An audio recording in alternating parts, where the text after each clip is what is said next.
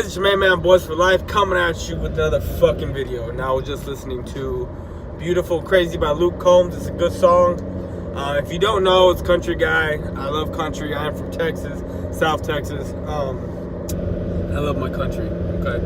Love my country. I love to go two-stepping, even though I haven't been in a long-ass time. It's been a few months. I want to say December-ish.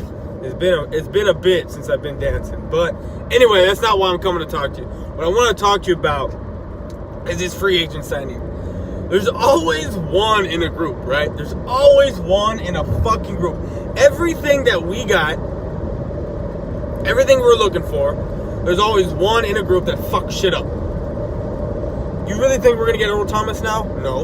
You really think that's going to happen? You really think with the signing, $84 million, 45 guaranteed over 6 fucking years. What is that? That's, what, like 14 mil a year?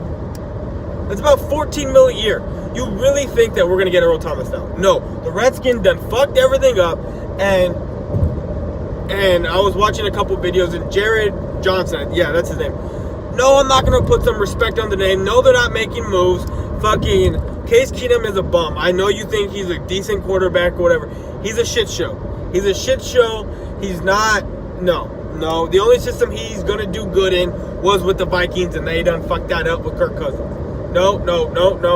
This is what I think about Landon Collins. You want to know how Josh Norman was highly regarded and highly paid, and they went out and got him?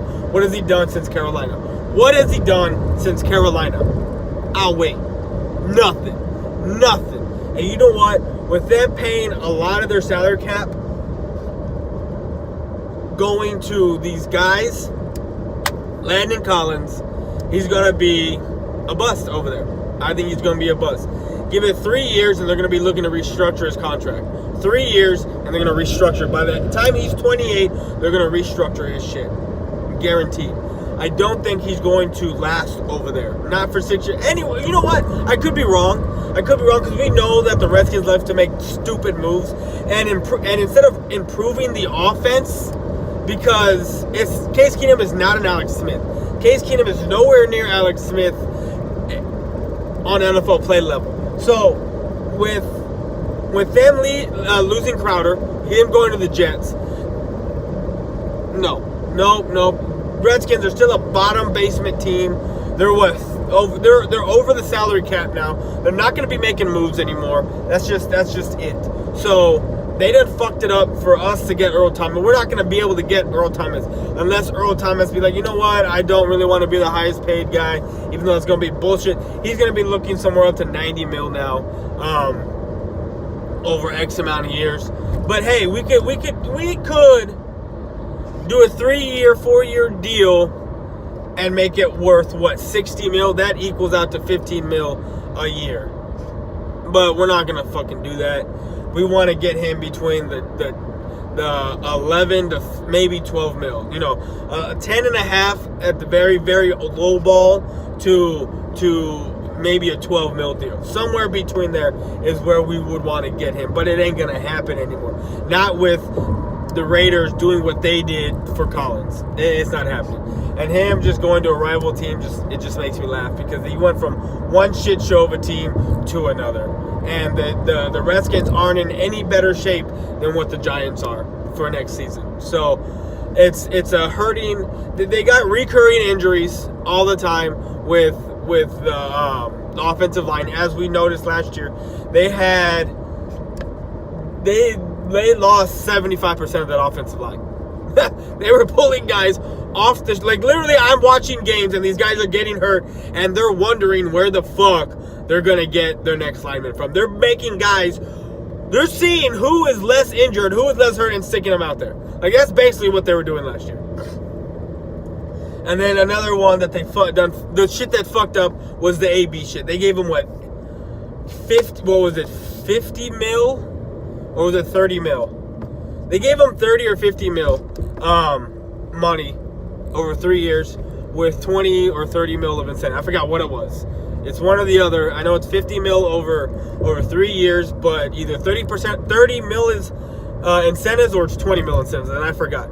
But see, that doesn't fuck shit up because we got our number one guy now. We got our dude in Amari Cooper, and guess what? Now we're going to have to pay him all that money. This is the thing with salary cap. We're getting greedy. Our players are getting greedy. Greedy. They want, I want. Give me, me. We can't. Here, this is the thing. With every great trend, there comes fluctuation. You're going to see a very high point, and then you're going to see the system return to normal. It's going to flutter down, and it's going to return to normal.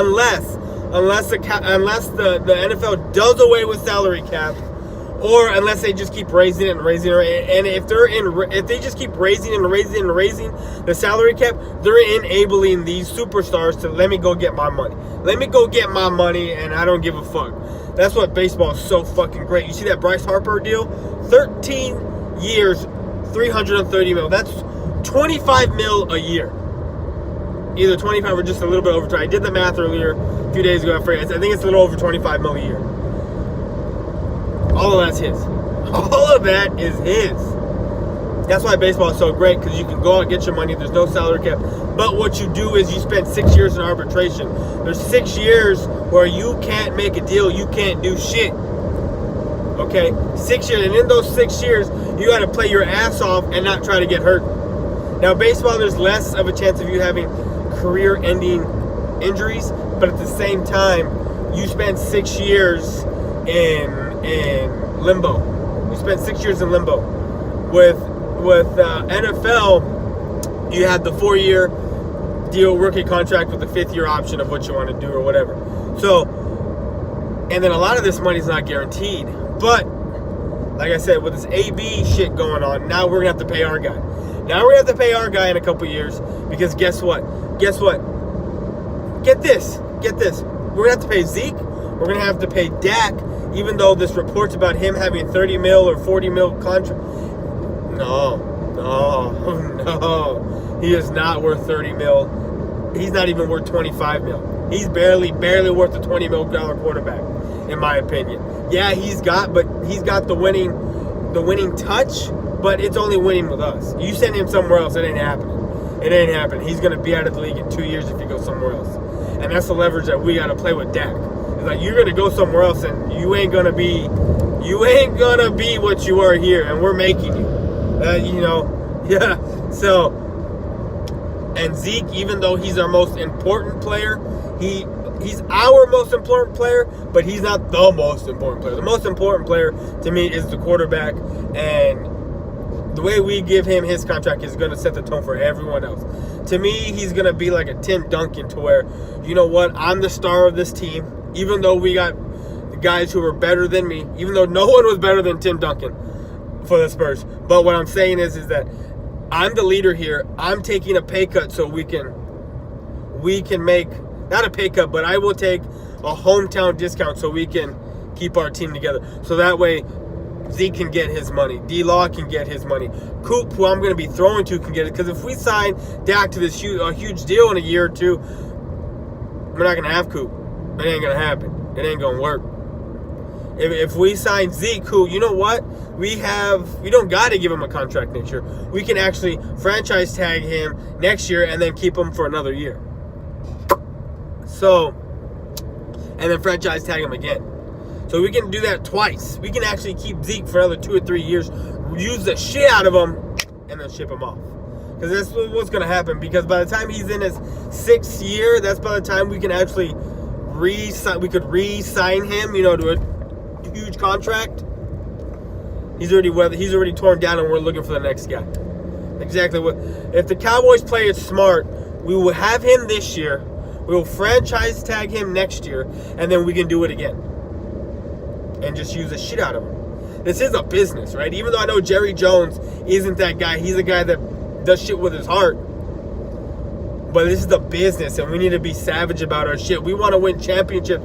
I honestly don't give a fuck who stays or goes, as long as it helps our team. It's all about the team. And I know it's easy to say now that, oh man, if I was in that situation, I could take a pay cut, or I would take the discount or whatever, because blah, blah, blah. No, I'm not saying that at all. But I have always been a team player. I have been the superstar of my baseball teams. I have been the pitcher. I have been the guy. But hey, if I see someone else who is getting their wins, doing their thing, hey man, you want to go? Go. You want to win? Go. I know how good I am. I know what I can perform. I know when my number's called, I'll do my job. But that's my mindset. That's my mindset. That's the mindset I've always had. I'd rather have rings and championships than fucking cash money, because you want to know why? Because that cash money will only last you so long.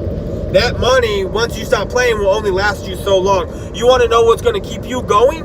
You want to know what's going to get you into that VIP door? You want to know what's going to get you that $10,000 for an appearance? That Super Bowl ring, that Super Bowl trophy, the World Series ring, the NBA championship. That's what's going to keep you going. Not the money that you're making right now, because that's going to run out. You're going to need something later on. And what's going to keep you going? What's going to keep putting money in your pocket is that Super Bowl ring, that NBA championship, that World Series ring. That's what's going to keep putting money in your pocket. And that's what these guys need to realize with the salary cap. But I went way off topic. But like I said, we're not going to get Earl Thomas. It ain't happening. Not with the signing of Landon Collins. 84 mil, 45 guaranteed over 6 years. I wanted Collins. I did, at a certain price. I would have loved him. I would have loved him or E.T. I would have loved either one of them. But it is what it is. We're not going to get him. There that goes. There's that idea. Unless E.T. is just willing to get what the Cowboys accept him. 10, 11 mil. Like I said, between the 10.5 mil and the 12 mil range is where I wouldn't mind. I wouldn't mind having him. Somewhere between there. For about 3 years. About 3 years.